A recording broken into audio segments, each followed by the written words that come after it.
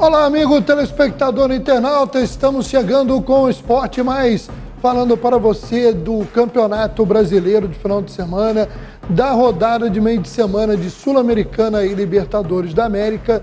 Também vamos estar falando sobre esporte na sua cidade e, óbvio, nós vamos destacar o Mundial de Futebol Feminino. Infelizmente, Brasil eliminado na primeira fase.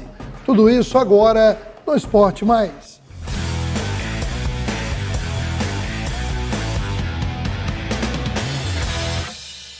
Bom, iniciando o nosso programa de hoje, a gente vai de imediato falar da rodada de meio de semana da Libertadores.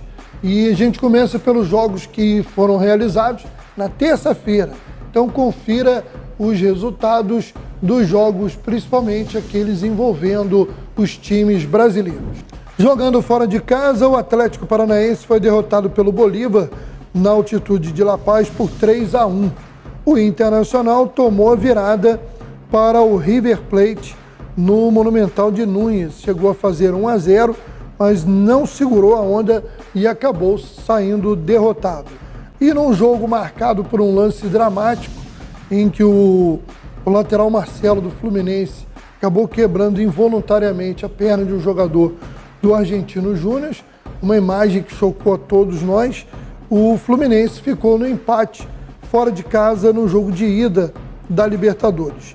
E é justamente aí desse jogo que eu quero saber a opinião de Pedro Paes. E aí, Pedrinho, fala pra gente aí o que você achou dessa partida difícil para o Fluminense no jogo de ida da Libertadores. O Fluminense passa um sufoco na Argentina, mas consegue sair vivo lá. Argentino Júnior 1, Fluminense 1, gol de Ávalos e Samuel Xavier. Um jogo que o primeiro tempo do Fluminense foi horroroso. O Fluminense com aquele problema de marcação alta do outro time, não consegue sair com a bola, não consegue prendê-la no meio campo. Ganso ali meio sonolento, um time que não tinha profundidade, não conseguia reter a bola no meio campo para trabalhar a bola, para atacar. Muito fraco. O Argentino Júnior ainda teve alguma chance no primeiro tempo, duas belíssimas defesas do Fábio. Aí vem o segundo tempo e muda tudo. Marcelo, aos 10 minutos do primeiro tempo, é expulso, uma infelicidade.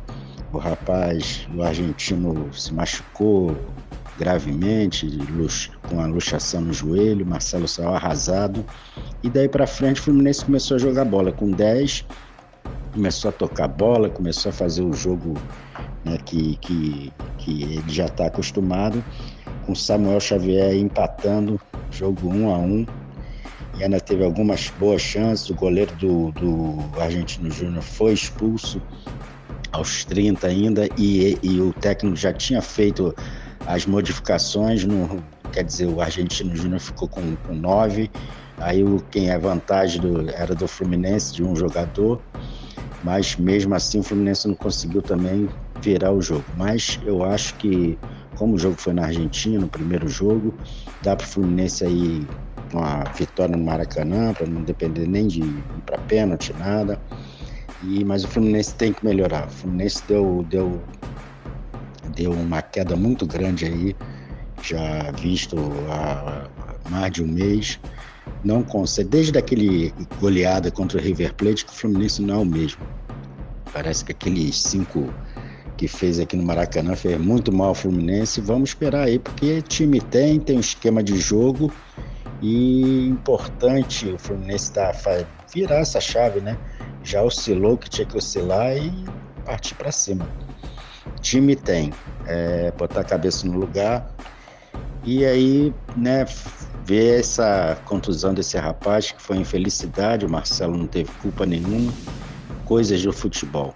É isso aí. Bom, vamos confirmar os jogos dessa quarta-feira pela Sul-Americana. Tivemos Emelec 1, Defensa e Justiça 2. O Fogão vira para cima do Guarani do Paraguai. O Goiás ficou complicado, perdeu para o Estudiantes por 3-0. O Fortaleza já havia jogado na terça, assim como o Corinthians, ambos haviam ganho. E nós temos ainda de brasileiros que estrear na quinta-feira o São Paulo contra o São Lourenço e o jogo América e Bragantino, América Mineiro e Bragantino. Bom, em cima aí desses jogos, o destaque para o líder do Campeonato Brasileiro, que levou um susto, mas virou e leva a vantagem do empate para o jogo da volta no Paraguai. Mas, Pedrinho, Botafogo não é o mesmo do brasileiro na Sul-Americana, né? Você já tinha notado isso. Diz aí, o que você achou do jogo? Maurício, o Botafogo, quando vira a chavinha para a Sul-Americana, parece outro time. Tá certo, ganhou. Vitória 2-1 aí, suada, né? Segundo tempo, a virada. O Guarani com o Romero Benítez abriu o placar. O Botafogo jogou mal o primeiro tempo. Segundo tempo, o Bruno Lage fez algumas mudanças no time e deu uma melhorada boa. Um grande destaque aí, um golaço do Hugo, como você falou. E o Tiquinho Soares também fazendo diferença, apesar do gol de pênalti, mas frieza dele, tudo. Eu não entendo, sabe? Você vê um jogo do Botafogo no Campeonato Brasileiro e vê na Sul-Americana, parece dois times totalmente diferentes. Porque o Botafogo às vezes até sofre no Campeonato Brasileiro, mas não igual na Sul-Americana. A Sul-Americana parece que bate, é aquela coisa, né? Experiência. Ele com certeza estará na Libertadores do ano que vem. Eu acho que vai encarar esses jogos com mais facilidade. Ele tem alguma dificuldade para jogar com esses times sul-americanos. Mas aí tá aí a vitória no primeiro jogo em casa, 2-1, não foi o que se esperava. Eu pensei até num placar bem elástico, 3-4-0, mas contra time Paraguai, time do Uruguai, Argentina, não dá para brincar, não dá para jogar mal, tem que jogar para cima. Tá com a vantagem, mas tem que dar uma melhorada aí na Sul-Americana para chegar à final, porque vai encarar ainda jogos difíceis como esse do Guarani e não vai ter vida fácil não. A Sul-Americana, ao contrário do brasileiro, o Botafogo ainda está sofrendo um pouco, mas tem time aí para chegar à final, ganhar tranquilamente. Bom, nós vamos agora conferir os jogos desta quarta-feira envolvendo os clubes do Brasil na Libertadores. Bom, a gente destaca da quarta-feira, foi um jogo só, mas envolvendo dois brasileiros. Atlético Mineiro 0, Palmeiras 1. O Galo de Filipão segue sem vencer. O Verdão conseguiu uma vantagem importantíssima para o jogo da volta em São Paulo e aproveitar esse momento de instabilidade do Atlético, que desde que Luiz Felipe Scolari assumiu o comando da equipe, não conseguiu vencer. São 9 jogos sem vitória. Outros jogos que destacamos aí na rodada dessa quarta-feira, o Deportivo Pereira surpreendeu o Independiente Del Valle, ganhou por 1-0. E o Nacional do Uruguai empatou em casa 0-0 com o Boca Juniors. Lembrando que nesta quinta-feira teríamos aí a continuidade da rodada com alguns jogos importantes, como Racing e Atlético Nacional, né? E destacando principalmente o jogo do Flamengo e Olímpia, primeiro jogo no Maracanã, e você vai saber tudo sobre essa partida dentro do Jornal Regional de final de semana.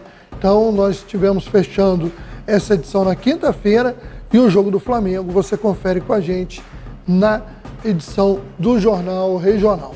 Bom, nós vamos agora trazer um giro de informações pelos municípios, o esporte nas cidades, é o destaque agora do nosso Esporte Mais. A cidade de Rio das Ostras recebe nesse sábado, dia 5 de agosto, atletas do estado do Rio e também de São Paulo e Minas, para mais uma edição do Beatboxing, dessa vez nas areias da praia de Costa Azul. O evento é organizado pela equipe Max, com apoio da prefeitura. O boxe de praia é um esporte que segue os princípios e regras do boxe tradicional, com adaptações para a prática descalço exclusivamente na areia, como, por exemplo, o menor tempo dos rounds. A competição é amadora e tem a chancela da Confederação Brasileira de Lutas e Artes Marciais. Em Guapimirim começou no último final de semana o Campeonato Municipal categoria Sub-9. O destaque na primeira rodada para a goleada do time do Beiralinha, sob o comando aí do nosso amigo Juliano Moreira, que venceu por 5-0 ao time do Unidos da Vila. O destaque é que, em tempos de inclusão, a pequena Mirella está jogando na equipe do Beiralinha. A cidade de Teresópolis está sediando até sábado, dia 5, o Campeonato Brasileiro de Hóquei sobre Patins em 3 categorias, né? O Sub-14, Sub-16 e Sub-19. E vale a pena aí acompanhar essa competição na nova quadra de hóquei da Casa de Portugal de Teresópolis, que é anfitriã. Junto com a Casa de Portugal também estão participando as equipes, né, da Casa de Portugal de Petrópolis, Esporte Clube Recife e o Internacional de Regatas da cidade de Santos, no litoral paulista. O hóquei sobre patins é uma modalidade muito conhecida em Teresópolis, mas que andou há alguns anos fora do cenário. E agora, através do Teresópolis Hóquei Clube e da Casa de Portugal, a modalidade volta a ganhar aí importância, e trazer esse campeonato brasileiro para a cidade foi realmente muito importante. E nós estaremos no próximo Esporte Mais destacando aí os resultados, né, das categorias. E vale lembrar que os jogos têm sido transmitidos ao vivo aí pelo YouTube, e a gente vai estar destacando, né, toda essa questão aí do Campeonato Brasileiro de Hóquei sobre Patins em Teresópolis. Vamos agora falar dos clubes de menor investimento do estado do Rio de Janeiro. Né? Na Série C temos o Volta Redonda, na Série D temos a Portuguesa, isso no Campeonato Brasileiro. Temos aí a decisão da Série C do Campeonato Estadual e, nessa quarta-feira, rodada que definiu os semifinalistas da Segundona do Futebol do Rio. Tudo isso que a gente vai conferir agora no Esporte Mais. Bom, vamos aí aos resultados da rodada decisiva da Taça Santos Dumont, que é o primeiro turno da Série A2 do Campeonato Estadual. O campeão acabou sendo o Gonçalense Petrópolis, que venceu o Olaria por 2-1 fora de casa. Outro destaque da rodada, a classificação do Arte Sul. O time conseguiu vencer o seu jogo por 4-1 e garantiu vaga nas semifinais da competição. De quebra, ainda rebaixou o time do Macaé. Resende e Americano morreram abraçados. O Sampaio Corrêa ficou com a outra vaga na semifinal, ao lado de Olaria e do Gonçalense Petrópolis e do Arte Sul, ao vencer o América num jogo emocionante por 4-3. Mas prefiro nem comentar, meu amigo Pedrinho, o vexame que é o América, né? Quem conheceu o América hoje vê um time que não consegue passar da Segundona do Futebol do Rio para a primeira. É realmente muito triste o que várias diretorias incompetentes e mal intencionadas, algumas só incompetentes, outras as duas, levaram o América. O rebaixado friburguense ao lado do Macaé, né? Os dois caíram para a Série B1. O friburguense resolveu ganhar os seus jogos na reta final, né? Ganhou seu penúltimo jogo e ganhou seu último jogo, ambos por 1-0, se despedindo de maneira menos melancólica, né? Venceu 1-0 ao Araruama, antes havia ganho do Resende. E, fechando a rodada, o Maricá foi derrotado pela Cabofriense por 2-1. Bom, nós vemos aí a matéria do blog Acesso Carioca, do nosso companheiro Gabriel Andreso, destacando o título da Taça Santos Dumont para o Gonçalense Petrópolis, destacando também que nesse sábado já começam as semifinais. O Olaria faz o primeiro jogo em casa contra o Gonçalense Petrópolis e na outra semifinal se enfrentam Arte Sul e Sampaio Corrêa. Bom, a gente aproveita para atualizar a agenda dos clubes pequenos do Rio no final de semana, além das semifinais da Série A2. no domingo, dia 6, no estádio Ronaldo Nazário, em Figueira de Melo, São Cristóvão. O São Cricri, o São Cristóvão, decide o título da Série C contra o Zinzane, que joga pelo empate, porque venceu o primeiro jogo por 2-1. Pela Série C do Campeonato Brasileiro, Volta Redonda, que está no G4, joga fora de casa contra o Remo, sábado, 19 horas, em Belém do Pará. E pelo Brasileirão da Série D, a Portuguesa tem um jogo de volta contra o Operário de Várzea Grande, precisando vencer ou vencer, depois de perder por 1-0 no Mato Grosso. Bom, nós vamos falar agora da 18ª rodada do Campeonato Brasileiro, a rodada penúltima aí do primeiro turno. E que coisa, né? O Fogão já é o campeão matematicamente simbólico, né, do primeiro turno. Vale lembrar que na maioria das vezes dos pontos corridos, o campeão do primeiro turno foi o campeão definitivo. Mas, né, vamos aguardar aí se o Botafogo consegue manter no segundo turno essa campanha maravilhosa. Foram 17 jogos até agora, com 14 vitórias, apenas um empate e 2 derrotas. Realmente o Botafogo superando qualquer expectativa. E tem um jogo importante e difícil nesse final de semana. Vamos lá, 18ª rodada do Campeonato Brasileiro, começando no sábado às 16 horas com Santos e Atlético Paranaense. Às 18h30 tem Goiás e Fortaleza. E também às 18h30, Internacional e Corinthians. O Fluminense, que vem de vitória sobre o Santos, encara no Maracanã, às 21 horas, isso aí, 21 horas no Maracanã, o Palmeiras. Jogo importante, porque se o Fluminense vencer, ele vai aí passar o Palmeiras na tabela de classificação, em virtude do critério de desempate do primeiro número de vitórias. No domingo, a rodada começa às 16 horas, o desesperado Vasco da Gama recebe o Grêmio em São Januário. O São Paulo pega o Atlético Mineiro e também às 16... aí já é 18h30. 18h30 lá no Mineirão, hein? Esse jogo vai ser no Mineirão. O Cruzeiro é o adversário do líder Botafogo. No mesmo horário tem Curitiba e RB Bragantino e Bahia América Mineiro. Às 20 horas na Arena Pantanal tem Cuiabá e Flamengo. Meu amigo Pedro Paes, fala aí, Pedrinho. Vamos lá. Fluminense e Palmeiras, Vasco e Grêmio, Cruzeiro e Botafogo, Cuiabá e Flamengo.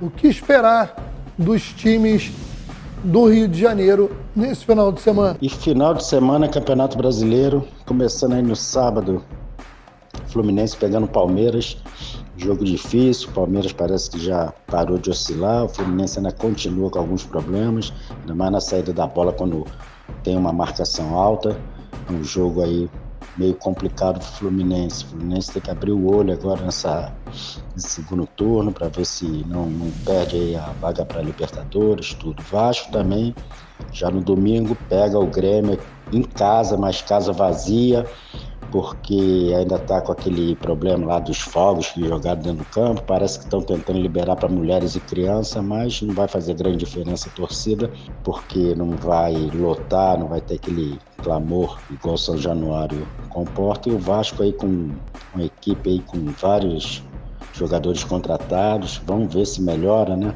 Mas assim, no começo ainda vai encontrar dificuldade, não treinaram juntos ainda, não tem esquema de jogo, então está procurando o caminho ainda. O Cruzeiro pega o Botafogo, né, em Minas, Botafogo aí primeiro colocado, sem problema algum, o Cruzeiro oscilando muito, ainda também numa fase difícil, mas é um jogo complicado também do Botafogo. O Botafogo tem que jogar certinho, não dá bobeira, porque é um jogo complicado também. O Flamengo pega o Cuiabá, lá em Cuiabá.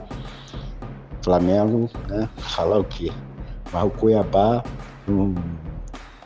tem feito aí grandes partidas, ainda mais fora de casa, né? Joga muito bem e vai ser aí um jogo, eu acho que difícil para o Flamengo, pelo menos um jogo igual, não vai ser moleza.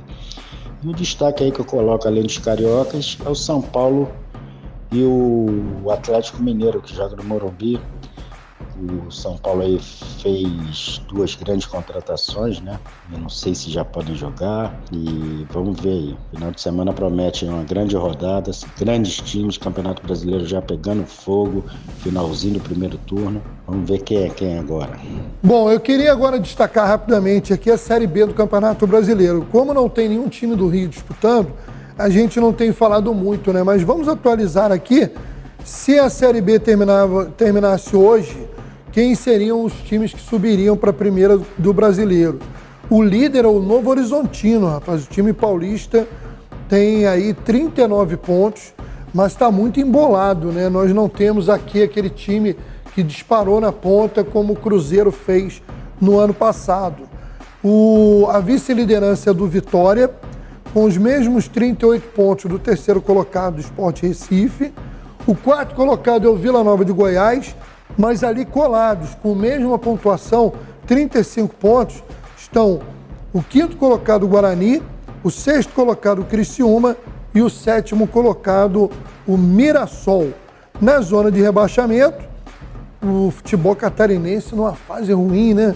Tirando o Criciúma, que está brigando para subir, a Chape e o Avaí, a Chapecoense e o Avaí estão na zona de rebaixamento, o Londrina é o penúltimo colocado e o ABC de Natal tem 13 pontos apenas, é o lanterninha da Série B do Campeonato Brasileiro. Bom, gente, eu queria falar agora, né, de Mundial de Futebol Feminino e lamentar a eliminação da nossa seleção, e 2 questões têm que ser colocadas. Primeiro, sobre o futuro. Eu acho que não podemos chegar agora e fazer um pensamento de terra arrasada.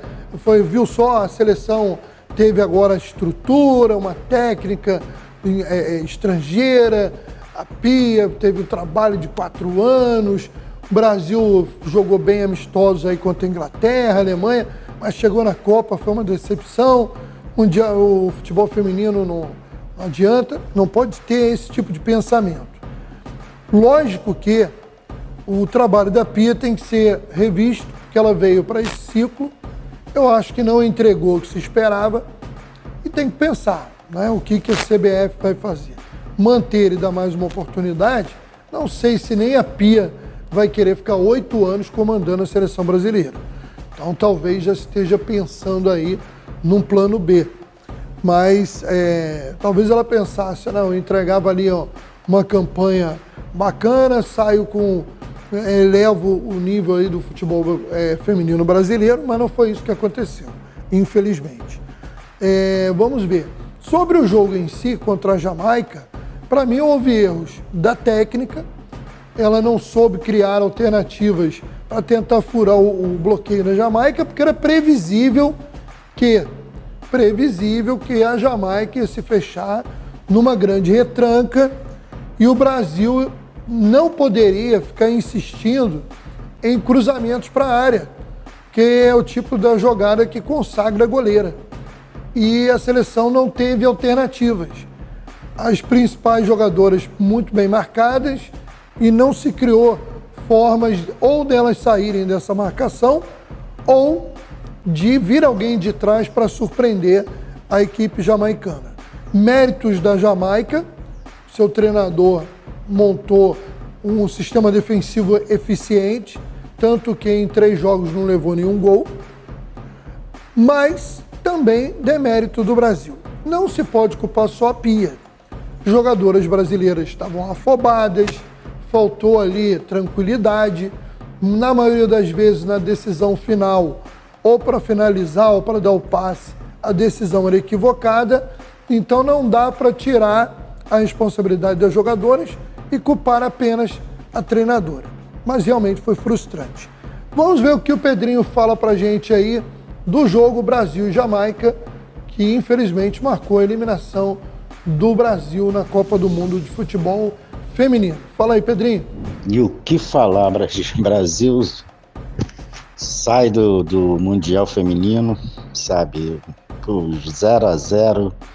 Um time, claro que a Pia tentou a renovação aí, fez um ciclo completo de 4 anos, renovou a seleção, a CBF deu condições para as meninas, mas não deu. Aquela derrota para a França parece que abalou completamente o time do Brasil. A Jamaica só se defendeu o tempo todo, o Brasil tentou, a Marta já está meio cansada e sei lá. Aconteceu 0-0, sai, é triste, no começo da competição, primeira fase, mas é isso aí, é bola para frente, levantar a cabeça e tentar aí os próximos ciclos de campeonato mundial, como aqui também o futebol, né? Agora com a entrada dos grandes clubes, investimentos, eu acho que vai melhorar muito. Hoje você já vê um time mais, eu diria até robotizado, né? Que o time do Brasil não é mais aquele só talento que pegava a bola, saía driblando, a Marta. E hoje joga com esquema, joga direitinho, mas perdeu a essência, eu não sei explicar. Agora só resta trabalhar muito, trabalhar essas meninas aí que estão aparecendo, mais novas, fazer uma renovação boa. Tem muitos jogadores aí que jogam fora do país, aqui o campeonato tem o Corinthians, tem o Palmeiras, e é isso, é trabalhar. O jogo de hoje não tem nem o que falar, foi aquela coisa de Brasil o tempo todo em cima da Jamaica, mas sem força, sem nada, não teve uma grande jogada. Primeiro tempo horroroso. Então é isso, não tem muito o que falar, é triste, né? Mas é aprendizado. Daqui para frente, evoluir para tentar um dia aí ser campeão. Bom, a gente vai lembrando, né, que a fase de oitavas de final da Copa do Mundo, ela já começa no sábado, com jogos interessantes: Suíça e Espanha, Holanda e África do Sul, Japão e Noruega. Tem jogo também no domingo, né? Apenas um jogo marcado aqui para o domingo entre Suécia e Estados Unidos. E na segunda-feira teremos mais 3 jogos, né? Inclusive os jogos aí que marcam a participação da França e da Jamaica, as 2 equipes que se classificaram no grupo do Brasil. Bom, a gente vai chegando ao final do programa de hoje, agradecendo a nossa equipe técnica e agradecendo a você que nos acompanha nos canais e plataformas que transmitem o Esporte Mais. Grande abraço e até a próxima edição.